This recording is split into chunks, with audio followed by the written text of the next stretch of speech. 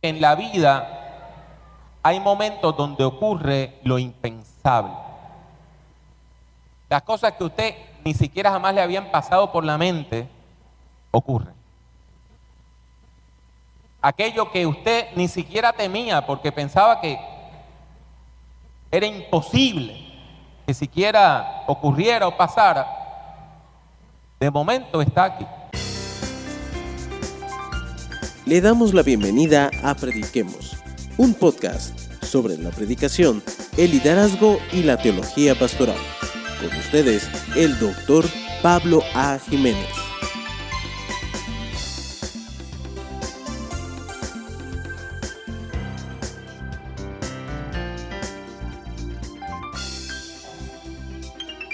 Y esos momentos duros de la vida llegan sin pedir permiso. Una mujer acostumbraba a dejar su auto en la parte más lejana del centro comercial para caminar, una mujer muy atlética. Y cuando llegó a su auto, había 2 hombres esperándola. La raptaron. Y abusaron de ella. Lo impensable. Y uno se queda como en una nube, como que pasó de verdad. Y no solamente nos pasa en términos personales. ¿Cuántas personas cuando le dijeron que venía un huracán que se llamaba María, dijeron, no sea ridículo, eso no va a pasar por aquí? Si a usted le hubieran dicho que usted iba a pasar meses sin electricidad, que el 96% del país se iba a quedar sin servicio de teléfono, usted se hubiese echado a reír.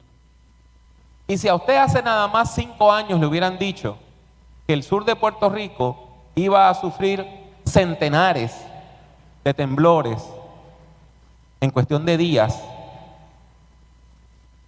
¿usted lo hubiera creído? En la vida a veces ocurre lo impensable, lo que no podemos siquiera concebir. Aquello que ni siquiera nos ha pasado por la mente porque creemos que es tan imposible que ni siquiera lo podemos tener en nuestra mente y en nuestro corazón. La primera parte de la Biblia nos habla de la historia del pueblo de Israel, se conoce como el Antiguo Testamento. Y ahí nosotros encontramos Jerusalén cayó, Jerusalén fue destruida. Para descabezar a los líderes, para acabar con el pueblo, se llevaron a todos los líderes, dejaron al pueblo sin líderes. No habían maestros, no habían líderes religiosos, no habían líderes cívicos, nada. Lo único que dejaron fue la gente menos educada y más pobre. Y a esos líderes, a los que no mataron, se los llevaron a un campo de concentración, a campos de concentración en Babilonia. Tal parecía que el mundo se había acabado. Tal parecía que Dios nos había abandonado. Hubo gente que pensó, bueno, los dioses de Babilonia son más fuertes que el Dios de Israel. Y abandonaron la fe israelita y comenzaron a adorar a Marduk y a Shemesh y el resto de los dioses del panteón babilonio. Pero hubo un grupo que lo que hizo fue examinarse a sí mismo y preguntar, ¿por qué pasó esto? Y volvieron a la Biblia, a la palabra,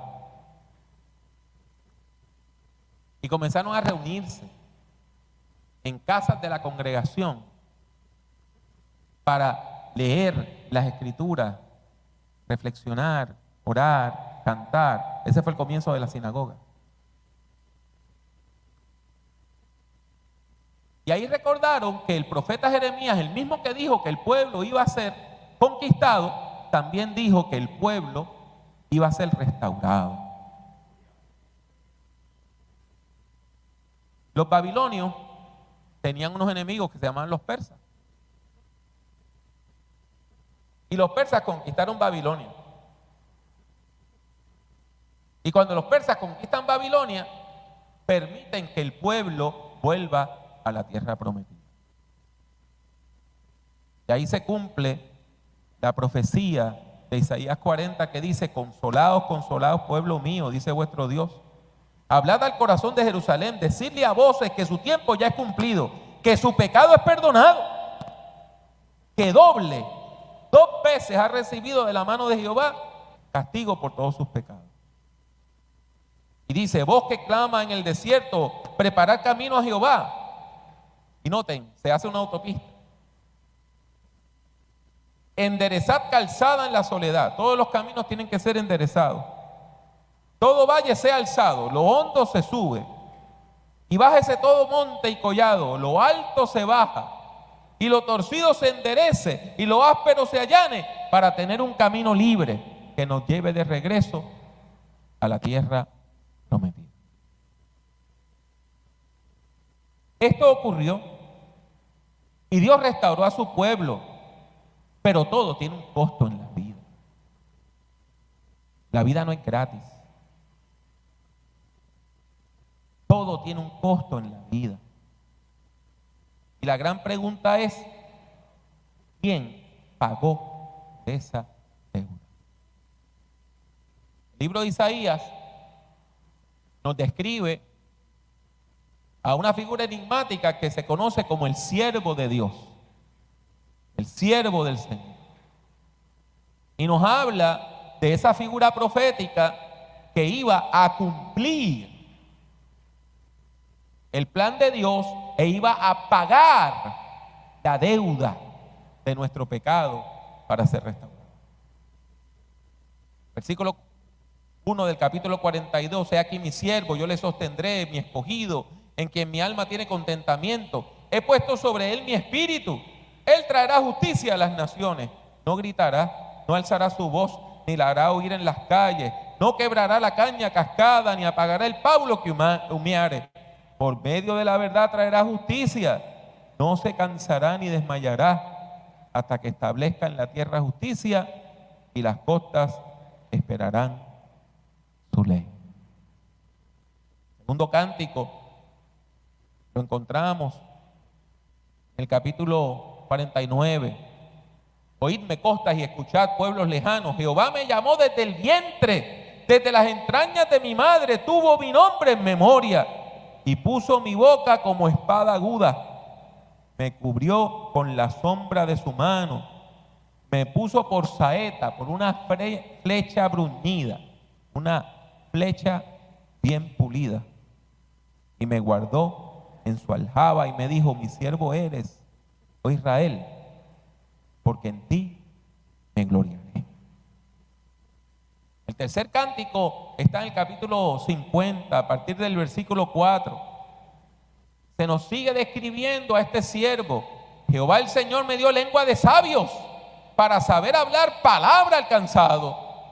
Despertará mañana tras mañana, despertará mi oído, para que oiga como los sabios.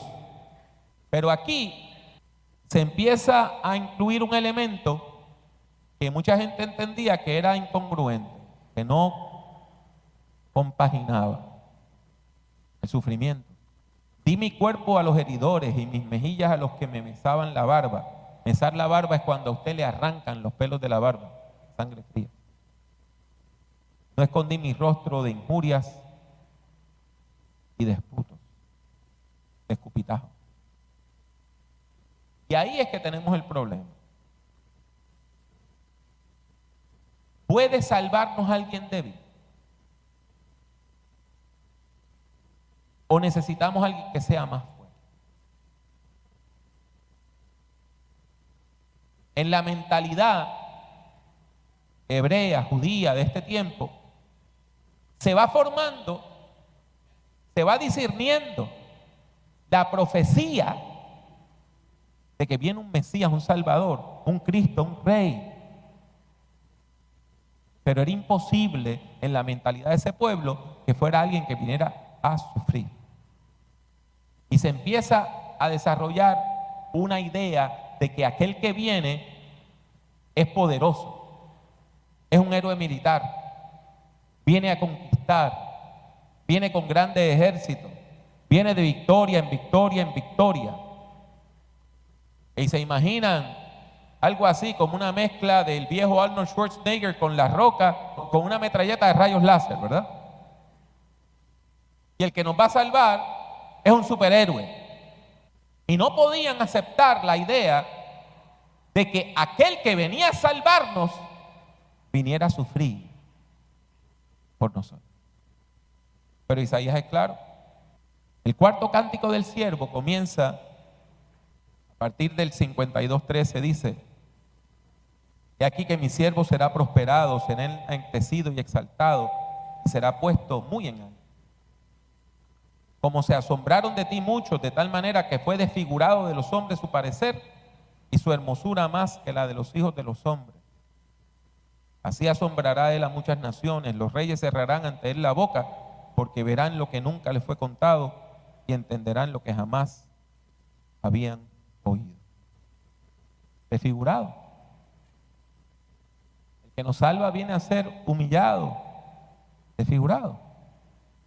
Y es que viene la gran pregunta que comienza el capítulo 53. ¿Quién ha creído nuestro anuncio? ¿Quién puede creer que aquel que nos salva lo hace desde la debilidad? ¿Quién puede creer que aquel que viene a redimirnos no viene a aplastar y a matar, sino viene a dar vida? ¿Quién puede creer que aquel que viene a cambiar el mundo y la historia lo hace dando su vida y tomando nuestro lugar y pagando por nuestros pecados? ¿Quién ha creído nuestro anuncio? ¿Sobre quién se ha manifestado el brazo de Jehová? Y entonces comienza a describir al siervo. Y noten la cantidad de sufrimientos que se van acumulando. Subirá cual renuevo delante de él, y como raíz de tierra seca. Ha sido tan golpeado que no hay parecer en él ni hermosura.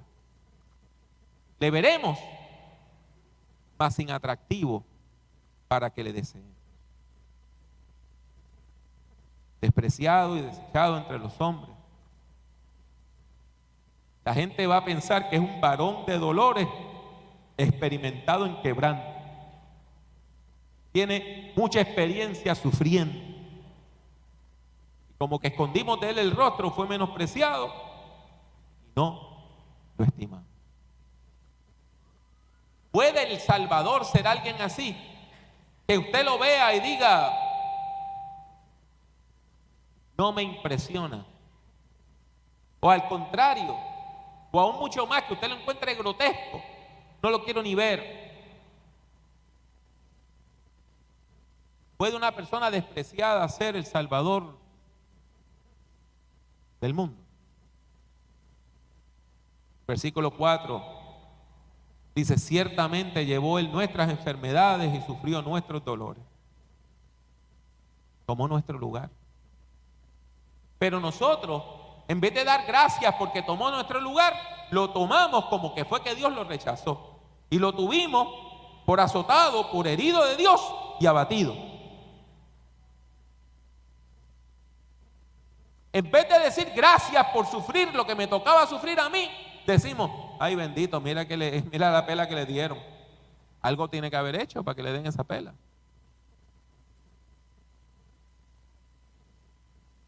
El texto continúa y nos dice quizá la enseñanza más profunda que se puede tener un Viernes Santo.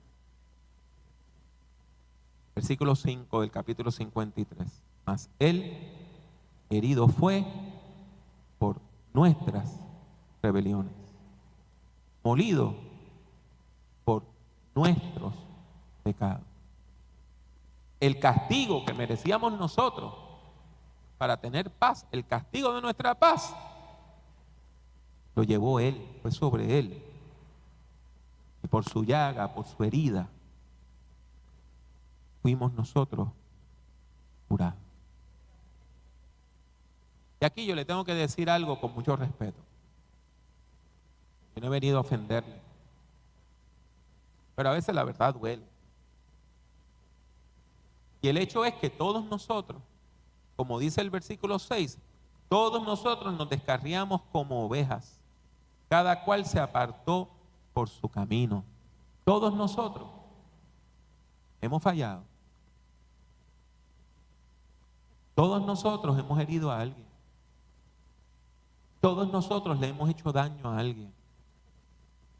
Todos nosotros en algún momento hemos fallado. ¿Usted sabe lo triste? Uno no le falla a los extraños, porque los extraños no esperan nada de uno. ¿A quién uno le falla? La gente más cercana. Y entonces uno siempre tiene la fantasía de que va a tener tiempo. Yo voy a tener tiempo para repararlo. Yo voy a tener tiempo para repararlo. Y a usted se le va la vida. Y mami se murió y usted nunca le pidió perdón. Y papi se murió y usted nunca se reconcilió con él. Y mi hijo decidió no volverme a hablar. Y no tengo la oportunidad de reparar esa relación. Todos nosotros hemos herido a otras personas. Si usted alguna vez ha hecho llorar a alguien, usted la hirió. Y el problema es que en el proceso de nosotros hacerle daño a otras personas, ¿sabe a quién también le hacemos daño? A nosotros mismos. Y usted dirá, bueno, lo que yo hago contra mí, eso no es problema. Bueno, lo que usted hace en contra suya es un pecado porque usted no es suyo, usted es de Dios. Usted ha sido creado por Dios. Y cuando una persona abusa de su cuerpo, cuando una persona se pierde en el alcohol, en las drogas legales o ilegales, en la sexualidad, cuando una persona mira al espejo su propio rostro y dice, ¿quién tú eres? Usted está pecando. Porque el pecado es ofender a Dios mientras le hacemos daño a otras personas y nos hacemos daño a nosotros mismos. Por eso es que la Biblia dice que todos nosotros somos pecadores. No es porque Dios es alguien que no tiene nada que hacer y que tira líneas y rayitas y usted pasó de las rayitas y Dios le va a dar un golpe porque pasó de las rayitas. El pecado no es eso. El pecado no es que Dios le dijo no te comas el postre antes y usted se lo coma antes. Eso no es el pecado. El pecado es este deseo malsano que nosotros tenemos, que cuando más felices somos, decimos, oye, ¿por qué no destruyo yo mi propia vida? ¡Pum! Y lo destruye todo.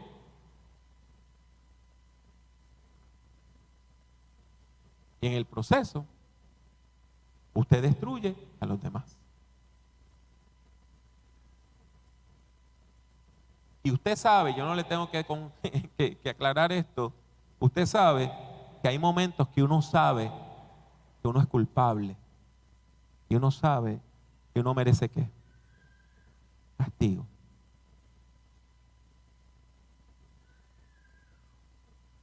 Pero la profecía de Isaías nos dice que el siervo del Señor iba a llevar nuestro castigo. Iba a sufrir nuestro dolor, iba a pagar nuestra culpa, mas Él herido fue por nuestras rebeliones, molido por nuestros pecados. El castigo de nuestra paz fue sobre Él y por su llaga fuimos nosotros curados. Sí, usted y yo merecíamos el castigo porque nos apartamos. Todos nosotros nos descarriamos como ovejas, cada cual se apartó por su camino, mas Jehová cargó en Él, en el siervo, el pecado de todos nosotros. Angustiado él y afligido, no abrió su boca. Obediente, manso como cordero, fue llevado al matadero. Y como oveja delante de sus trasquiladores enmudeció y no abrió su boca. Por cárcel y por juicio fue quitado. Y su generación, ¿quién la contará? Porque fue cortado de la tierra de los vivientes. Por la rebelión de mi pueblo fue herido. Cuando murió, se dispuso entre los impíos su sepultura, mas con los ricos fue en su muerte. Aunque nunca hizo maldad, ni hubo engaño en su boca. Y aquí es que viene la gran paradoja. El que sufre el castigo es el que no lo merecía. El que lleva mi culpa es el inocente. El que toma mi lugar es el único ser humano en la historia del mundo que no merecía morir. Y Él toma mi lugar y toma tu lugar. Con todo, a pesar de su inocencia, quiso Jehová quebrantarlo, sujetándole a padecimiento. Cuando haya puesto su vida en expiación por el pecado, verá linaje, vivirá por largos días y la voluntad de Jehová será en su mano prosperada. ¿Qué es eso de expiación, pastor? Expiación es cuando usted paga por un pecado. En los tiempos del Antiguo Testamento, usted cometió un pecado y usted llevaba unos animalitos. Podía ser de unos pajaritos, una oveja, un becerro, una vaca, un toro. Y ese animal lo sacrificaban y derramaban su sangre. Y la idea era que ese animal tomaba su lugar. La muerte que yo merecía la lleva ese animal. Pero para que la salvación fuera completa, no era suficiente que una oveja o un becerrito tomara mi lugar.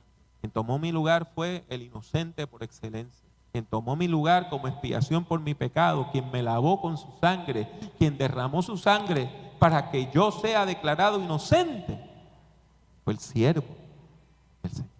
Y aún después de la muerte, entonces verá linaje, porque tendrá hijos e hijas espirituales, una generación tan y tan y tan grande que nadie la va a poder contar. Pero todo eso es después de pagar por mi culpa, por la tuya. Al final verá el fruto de la aflicción de su alma y quedará satisfecho. Por su conocimiento justificará mi siervo justo a muchos y llevará las iniquidades, las maldades de ellos. Por tanto, yo le daré parte con los grandes y con los fuertes repartirá despojos, por cuanto derramó su vida hasta la muerte. Fue contado con los pecadores, habiendo él llevado el pecado de muchos y orado por los transgresores. Impresionante, ¿verdad? Es una de las piezas de literatura más impactantes jamás escritas en la historia de la humanidad. Hay un gran debate sobre a quién se refiere este texto. El judaísmo, que no acepta a Jesucristo como Señor y Salvador, como Mesías, dice que el siervo es el pueblo de Israel. Hay otras teorías sobre quién sea ese siervo. Pero en la segunda parte de la Biblia, que se llama el Nuevo Testamento, hay una historia bien interesante. Había un hombre que venía desde Etiopía y era un funcionario del gobierno de Etiopía. El gobierno de Etiopía por siglos y siglos y siglos había tenido reinas y habían hombres que le servían a las reinas.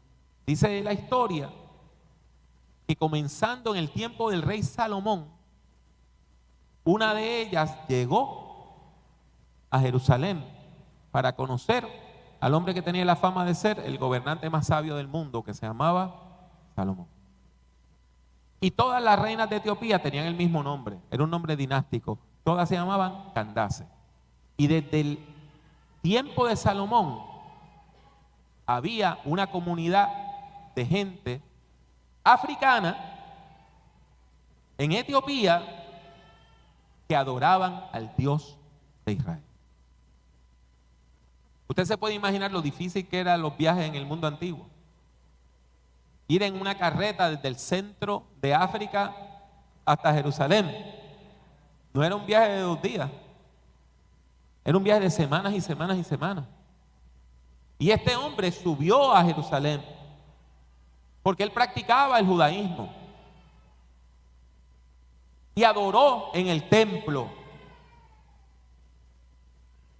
Pero había algo que todavía no estaba satisfecho en su relación con Dios. Porque nosotros podemos hacer pininos para buscar de Dios, pero eso no quiere decir que tenemos una relación verdadera y duradera con el Dios de la vida. Cuando pasa la fiesta y el hombre va de regreso, Le dije que era un funcionario alto del gobierno. Él va en un carro, se puede dar el lujo de estar leyendo. En el mundo antiguo casi nadie sabía leer ni escribir. Y no solamente eso, se puede dar el lujo de tener su propia copia de las escrituras. Cosa que en el mundo antiguo era carísimo, porque cualquier libro había que hacerlo ¿cómo? A mano. Y el hombre va leyendo precisamente el libro de Isaías. Y tiene la mente llena de dudas, porque lee pero no entiende. Y Dios, sabiendo que este hombre necesitaba y añoraba una relación con Dios, Dios toma a un hombre que se llamaba Felipe, uno de los líderes de la segunda generación de la iglesia, y de manera milagrosa lo lleva para que se encuentre con el funcionario etíope. El carro iba lento, tan lento que Felipe puede ir caminando y se le pone ahí al ladito, a la par, como dicen en América Latina, ahí al ladito, y le dice, cuando escucha que está leyendo a Isaías, ¿entiendes lo que lee? Hechos 8:30, acudiendo Felipe le oyó que leía al profeta Isaías y le dijo, pero ¿entiendes lo que lee? Y este hombre dice en respuesta, ¿y cómo podré si alguno no me enseñare? ¿Cómo voy a entender si nadie me enseña? Y rogó a Felipe que subiese y se sentara con él. ¿Cuál era el pasaje que estaba leyendo? Precisamente Isaías 53. El pasaje de la escritura que leía era este: como oveja a la muerte fue llevado, y como cordero mudo delante del que lo trasquila, así no abrió su boca. Este funcionario le dice la pregunta clave en este Viernes Santo, no solamente para la historia que le estoy narrando, sino para usted y para mí también. Te ruego que me digas, ¿de quién dice el profeta esto? ¿Quién es el siervo? ¿Lo dice de sí mismo o lo dice de algún otro? ¿Quién es el Salvador? ¿Quién es ese que puede llevarme a mí a la reconciliación con Dios? ¿Quién es ese que puede obrar en mi vida, en mi alma y en mi corazón para que yo tenga paz? Para que yo sienta que mi pecado es perdonado, para que yo pueda morir riendo porque he encontrado la paz. ¿Quién es ese? ¿Quién es el que está dispuesto a tomar mi lugar y pagar mi culpa y decir todo está cancelado, ya todo está pago? ¿Quién es ese? Y Felipe conocía quién era ese y le dice, abriendo su boca y comenzando desde esta escritura, le anunció el evangelio, la buena noticia de Jesús. La buena noticia, el evangelio. ¿Y cuál es la buena noticia? La buena noticia que Dios tiene para usted y para mí este Viernes Santo es que usted no tiene que seguir sufriendo. Usted no tiene que seguir pagando cuentas del alma. Usted no tiene que vivir con la vida hipotecada por los sufrimientos.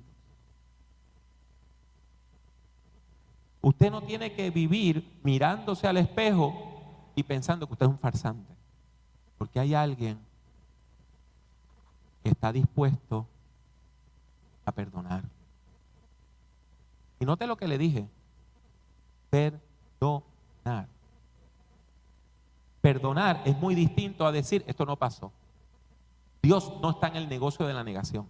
Lo peor que usted puede hacer es decir no, eso no pasó. Cuando le ocurre una tragedia a un niño, lo peor que usted puede hacer es decirle eso era un sueño, eso no pasó. Y después le daña la vida al niño por el resto de la vida en vez de decirle la verdad. La fe cristiana no nos lleva a negar la realidad, nos lleva a enfrentar la realidad. Y no le estoy diciendo que Dios dice que si vienes a mí, el siervo va a hacer que aquello que pasó, ¡puf!, desaparezca. No, lo que va a hacer es redimirlo, lavarlo y perdonarlo.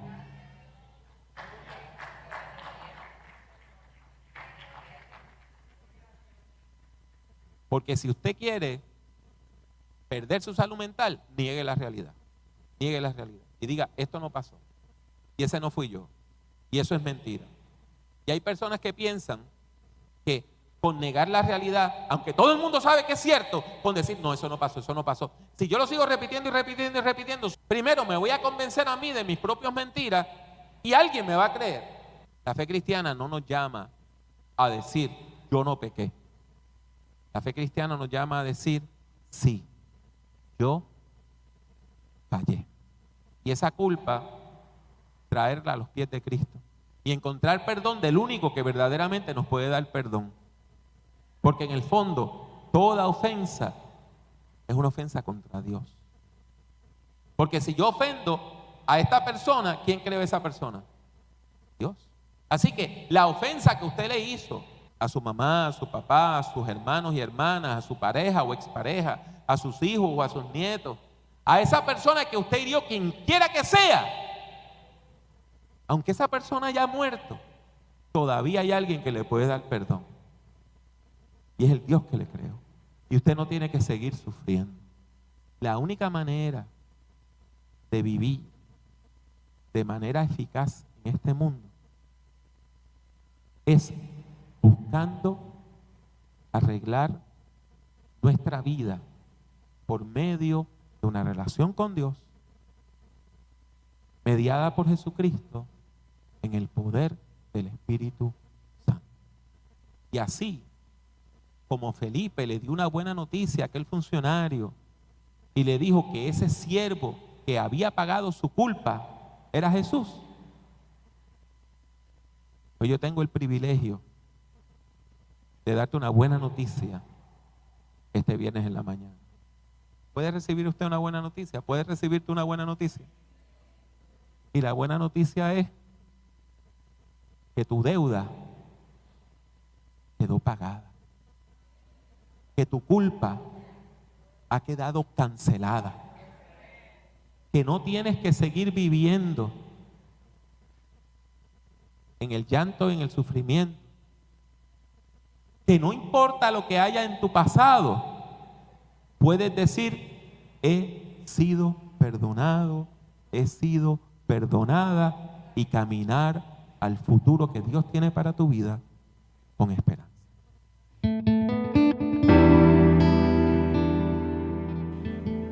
Gracias por escuchar Prediquemos. Puede encontrar otros escritos, audios y videos del Dr. Jiménez en su página personal www.drpablojimenez.com. Siga al Dr. Jiménez en Twitter, Instagram y YouTube. Sintonice Prediquemos y comparta nuestros enlaces con sus amistades. Que Dios le bendiga mucho y que Dios le bendiga siempre.